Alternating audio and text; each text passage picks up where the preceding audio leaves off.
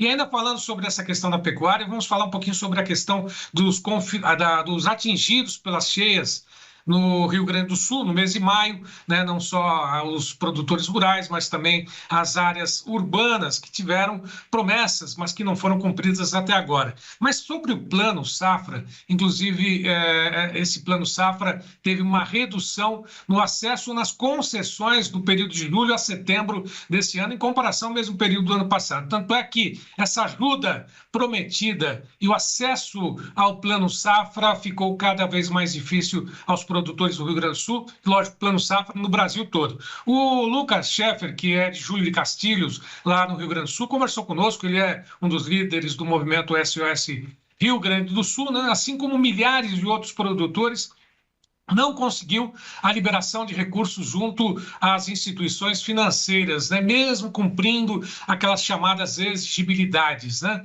E ele acrescenta, né? Com base nos dados do próprio MAPA, no relatório de desempenho de concessões de crédito rural em 2025, inclusive o Gleidson pode colocar essas duas telas para a gente acompanhar, né? Tá aí, o valor das concessões em relação ao mesmo período do ano passado, tiveram uma redução de 24% no total. Para se ter uma ideia aí, no caso de custeio, houve uma queda de 17%, investimento 20%, também em comparação à comercialização mais de 41%, industrialização 48%. Na tela seguinte, dá para se ter ideia das finalidades do Pronaf e também do Pronamp. Pronaf, concessões recuaram 7% e o Pronamp ficou positivo 15%, mas mesmo assim houve uma redução para todas as finalidades desses recursos disponíveis ou pelos bancos aos produtores, né? Pelo contrário, não é do governo federal, não. Pelo contrário, né? Os bancos oficiais e os bancos privados têm o acesso ou disponibilizam esses valores. Portanto, o Lucas Scheffer falou exatamente sobre essa dificuldade no acesso ao crédito do Plano Safra, entre outras mazelas do setor. Acompanhe. Basicamente, do que foi prometido, nada foi cumprido. O que a gente tem hoje, a medida provisória 1247, dá uma prorrogação de 4 anos para o produtor e um desconto conforme o percentual de sua perda. Ainda não chegou aditivo, ainda não chegou nada para o produtor. Essa conta está em aberto ainda no banco. Então, quanto o produtor está com essa dívida em aberto lá no banco, lá, isso é só para recurso controlado, né? Ele não consegue acessar um novo custeio. Então, isso já é o primeiro problema que estava travando o produtor de acessar novos recursos.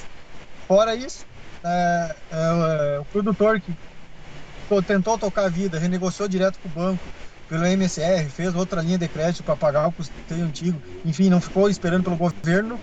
Hoje ele está indo no banco, chega no banco, o banco diz que não tem mais recurso, não tem mais recurso para a Pronaf, não tem mais recurso para a Pronamp, não tem mais recurso para demais. Recurso controlado não existe, nem investimento.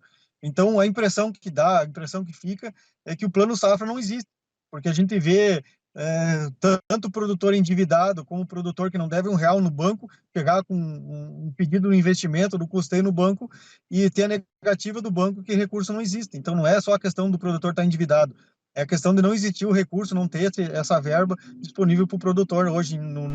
E a gente vê, não é só aqui no Rio Grande do Sul, é no país inteiro. Hoje mesmo eu falei com um produtor do Acre, o Acre é a mesma coisa, não tem recurso, chega no banco, não tem recurso para emprestar.